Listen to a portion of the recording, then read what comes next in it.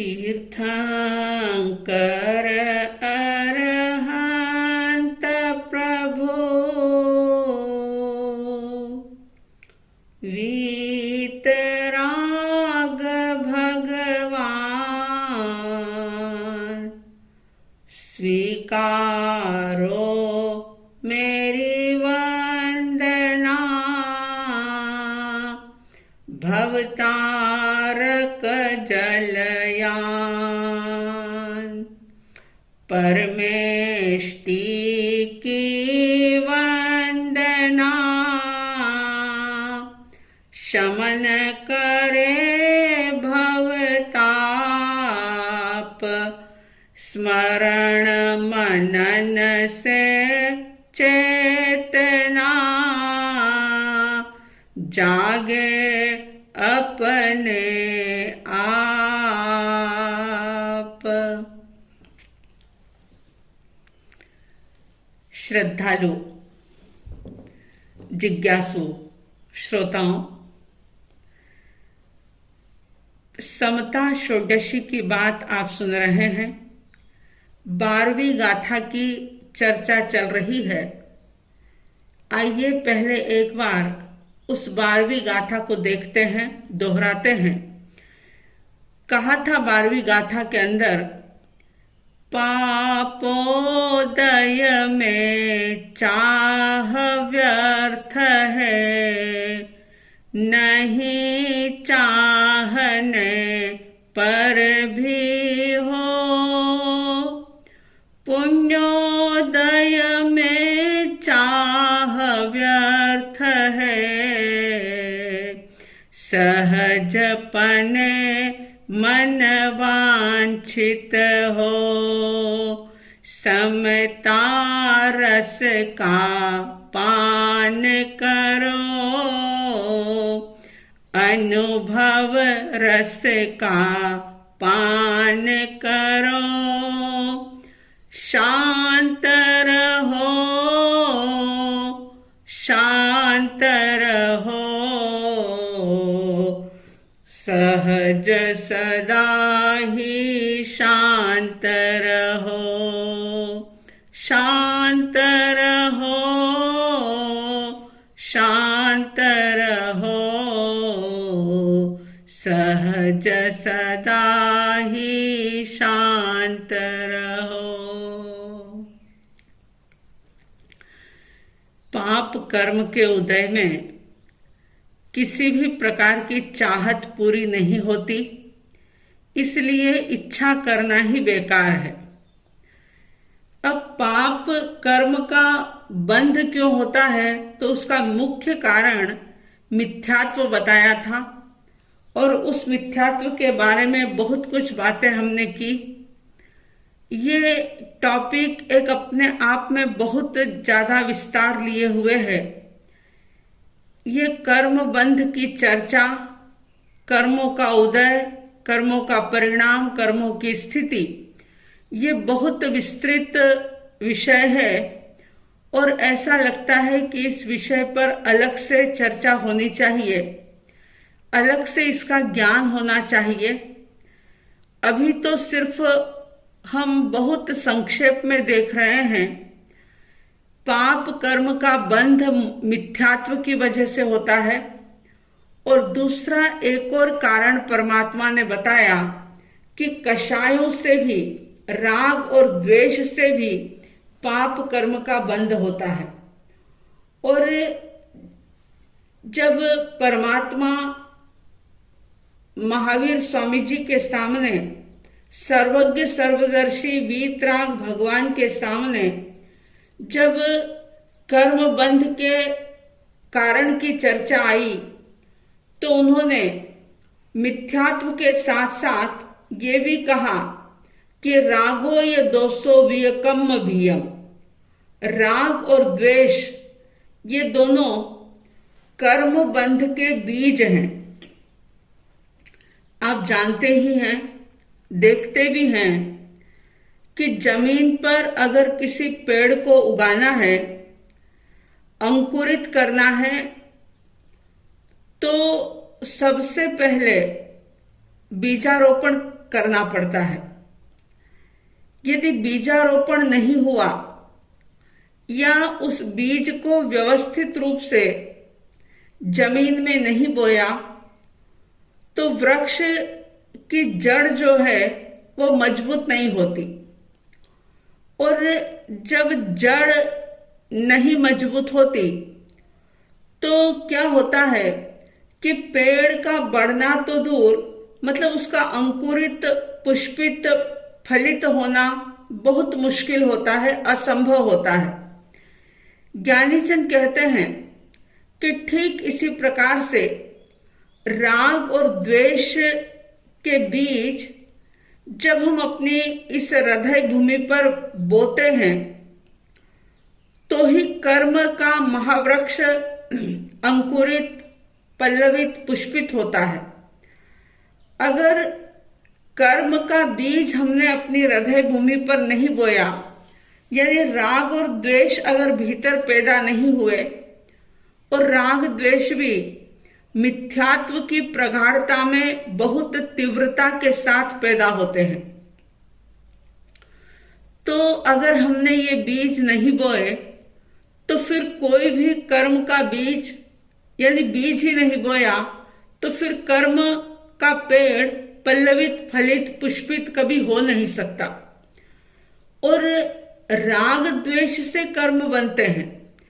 किसी भी प्रवृत्ति से, कोई क्रिया करने से कर्मों का बंध नहीं होता, क्योंकि जैनागम, चाहे फिर वो स्थानांक सूत्र हो, भगवती सूत्र हो, कई जगह ये बात आई कि राग और द्वेष ही बंध का कारण है। कर्म आत्मा के साथ अगर चिपकते हैं, बंधते हैं, तो सिर्फ और सिर्फ मिथ्यात्व सहित राग और द्वेष के कारण से।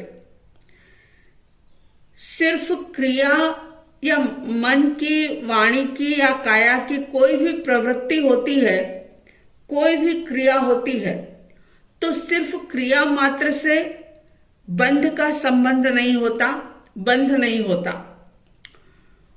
तो जब तक किसी काम के पीछे, कोई क्रिया के पीछे, किसी भी संस्कारों के पीछे अगर राग या द्वेष नहीं है तो कर्म का बंध या उसका संबंध कभी भी स्थापित नहीं हो सकता। तो क्रिया या प्रवृत्ति के पीछे राग और द्वेष, प्रियता और अप्रियता का भाव, इष्ट अनिष्ट का भाव, आसक्ति और घृणा की एक संवेदना होती है, तभी कर्म का बंध होता है। अब देखिए, राग और द्वेष ये दोनों ही एक प्रकार से करंट की तरह है, बिजली की तरह है। जैसे आप सभी जानते हैं कि दो प्रकार की बिजली होती है, एक तो अपनी तरफ खींचती है और दूसरी जो है वो झटका देकर के व्यक्ति को दूर फेंक देती है। लेकिन दोनों ही प्रकार की बिजली मारक होती है, दोनों का ही परिणाम बहुत दुखद रूप से मनुष्य को भोगना पड़ता है, दोनों का ही परिणाम घातक है, हानिकारक है। ठीक इसी तरह से राग और द्वेष भी होते हैं। राग क्या करता है कि प्राणियों को अपनी तरफ खींचने का काम करता है, और द्वेष जो है वो झटका देकर के दूर फेंकने वाली बिजली के समान है।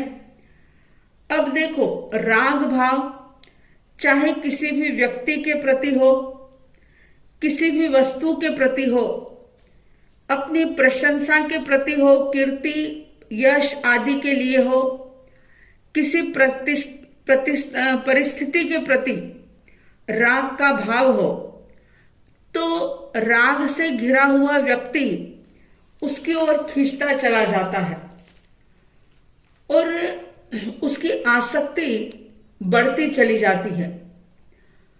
और अगर कोई चीज मन को अच्छी लगने वाली नहीं है, व्यक्ति कोई अच्छा लगने वाला नहीं है, अगर उसके प्रति घृणा या द्वेष का भाव पैदा हो जाता है तो वो भी एक प्रकार से कर्म का कारण बन जाता है। और आप कभी नोट करना इस बात को, देखना गहराई से कि जो भी रात दिन अपने मन में राग और द्वेष का, अच्छे और बुरे का, प्रिय और अप्रिय का ये जो भाव निरंतर चलता है, ये जो भाव है हमारा, ये हमारी दृष्टि पर निर्भर होता है। प्रियता और अप्रियता किसी वस्तु या व्यक्ति में नहीं होती, लेकिन वो हमारी दृष्टि पर निर्भर होती है। जिसको हमने अच्छा मान लिया वो चीज हमारे लिए राग का कारण बन जाती है।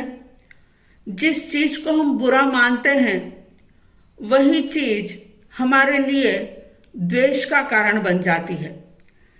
जिसके प्रति राग होता है उसे हम रखने की कोशिश करते हैं, उसे अपने साथ संजोने का प्रयास करते हैं, और जिसके प्रति द्वेष होता है उसको हम दूर हटाना चाहते हैं। और ऐसा भी होता है कि जो चीज, जो व्यक्ति या जो परिस्थिति मेरे लिए द्वेष रूप है, दूसरे किसी के लिए राग रूप हो सकती है। किसी की राग वाली जो चीज है वो किसी दूसरे के लिए द्वेष वाली हो सकती है। यानी कि सारा का सारा खेल जो है वो सिर्फ और सिर्फ अपनी दृष्टि का चलता है। इसीलिए ज्ञानीजन कहते हैं कि ये व्यक्ति के दृष्टि के ऊपर ही निर्भर करता है कि संसार में क्या प्रिय है, क्या अप्रिय है। अगर हम बहुत गहराई से देखें तो कोई भी न प्रिय है न अप्रिय है, वस्तु तो जैसी है वैसी है। लेकिन जिसकी राग दृष्टि होगी वो अमुक वस्तु को प्रिय कहेगा, द्वेष की दृष्टि होगी तो उसी वस्तु को अप्रिय कहेगा, घृणा करेगा उससे, उसे ठुकरा देगा। इतना ही नहीं, वो उसे अपनी आंखों से दूर करने की कोशिश करेगा। लेकिन जो उसको अच्छी लगती है, जो उसको इष्ट है, प्रिय है, अपनत्व भरी जो लगेगी, उस पर उसका अधिकार का भाव आएगा, ममत्व की वो छाप लगा देगा उसके ऊपर, उस पर आसक्ति होगी, राग का भाव पैदा होगा। ज्ञानी जनों ने तो यहां तक कह दिया कि सांसारिक पदार्थ चाहे कितने भी हो, जो भी हो, प्रसिद्धि हो, प्रशंसा हो, सफलता हो, कीर्ति हो, किसी भी प्रकार के जो भी ये चीजें हैं, ये सब आत्मा से अलग है। ये सब परभाव है, ये सब विभाव है, जड़ है ये सारी वस्तुएं। और वस्तुएं अपने आप में ना तो अच्छी है और ना बुरी है। वस्तु तो जैसी है वैसी है।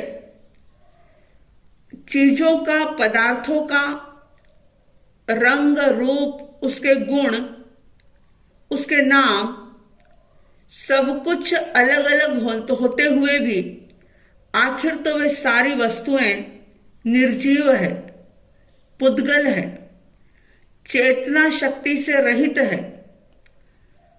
तो उन वस्तुओं का बाहर में रूप तो है, पर ऐसा कुछ नहीं है कि जिसमें वे अच्छी बुरी भावात्मक किसी भी प्रकार की प्रतिक्रिया उत्पन्न कर सके। लेकिन ये तो मनुष्य की अपनी दृष्टि और उसकी मान्यता होती है कि वो राग के कारण से किसी वस्तु पर अच्छेपन की मोहर लगा देता है और द्वेष के कारण से, घृणा के कारण से किसी वस्तु पर बुरेपन की छाप लगा देता है। एक पर प्रियता का और एक पर अप्रियता का आरोपण व्यक्ति की दृष्टि कर देती है। तो हमें सोचना होगा कि ये राग और द्वेष दोनों ही, जिसमें 24 घंटे व्यक्ति बिजी रहता है, अगर किसी भी वस्तु को देखता है तो सिर्फ उसे वो देखता नहीं, बल्कि अपनी तरफ से कुछ न कुछ राग या द्वेष उसमें जोड़ देता है। और मनुष्य का मन जिसको भी चाहने लग जाता है, जिससे प्रभावित होता है, उसके साथ राग का, और जिसे नहीं चाहता, जिससे घृणा या नफरत करता है, उसके साथ द्वेष का आरोपण कर देता है। अपने जीवन में, रोजमर्रा के जीवन में आप देखें कि वस्तु तो वस्तु है, वस्तु वो वस्तु के अलावा कुछ भी नहीं है, लेकिन मनुष्य की दृष्टि में जो जम जाता है उसकी प्रशंसा वो करने लग जाता है, जिस पर से हमारी दृष्टि उखड़ जाती है उसकी हम निंदा करने लग जाते हैं। मतलब आंखों पर जैसे रंग का चश्मा हम लगा लेते हैं, इस दुनिया की वस्तुएं हमें उसी रंग की अच्छी या बुरी रूप में दिखने लग जाती है। जबकि सत्य बात यह है, सच्चाई यह है कि जड़ पदार्थों का वास्तविक स्वरूप जड़ ही है, चेतना से रहित ही है। ये तो सिर्फ राग और द्वेष के भाव का ही करिश्मा है कि कभी रागवश अप्रिय अथवा प्रिय अप्रियता से रहित वस्तु को भी हम प्रिय मान लेते हैं, और कभी द्वेष के कारण से प्रिय मानी हुई वस्तु भी अप्रिय लगने लग जाती है। शास्त्रों में भी, ग्रंथों में भी, इतिहासों में ऐसे कई प्रकार के उदाहरण हैं कि किस प्रकार से व्यक्ति कभी राग करता है, कभी द्वेष करता है, और कभी राग और द्वेष से ऊपर उठ करके विराग की ओर आगे बढ़ जाता है। भर्तरी को बहुत ज्यादा प्रेम था पिंगला रानी से, बहुत प्रिय थी वो रानी, और उसके प्रति इतने ज्यादा मोहित हुए वो, इतने राग के वश हो गए, मोह में ऐसे अंधे हो गए थे भर्तरी कि उन्होंने श्रृंगार शतक की रचना कर दी थी। लेकिन जिस दिन उन्होंने पिंगला की ही नहीं, चाहत की, काम की वास्तविकता को समझा, उस दिन उन्होंने पिंगला के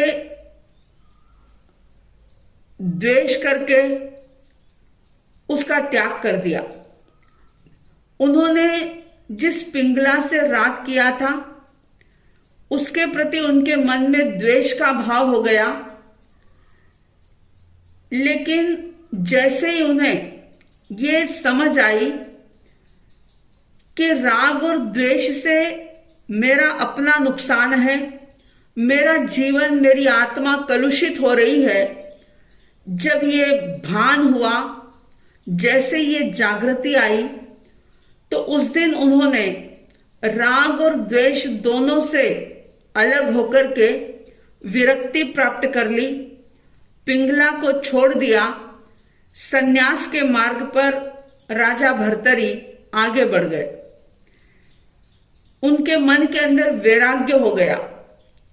मतलब राग और द्वेष से जो प्रगाढ़ कर्म बंधन होने वाला था उनका वो नहीं हो पाया, और उन्होंने वैराग्य को धारण कर लिया।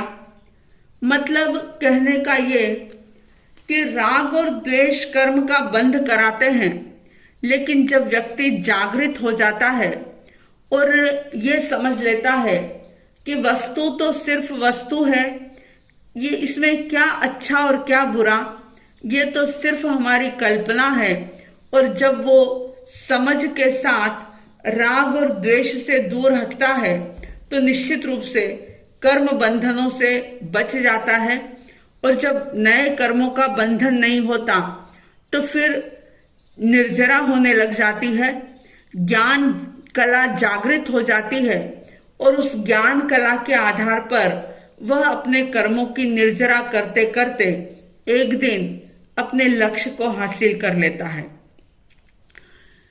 आप भी अपने जीवन में राग और द्वेष को जितना क्षय करने का प्रयास कर सकते हैं करने की कोशिश करें। इन्हीं शुभ मंगल भावनाओं के साथ जय प्रभु महावीर, जय गुरु आनंद।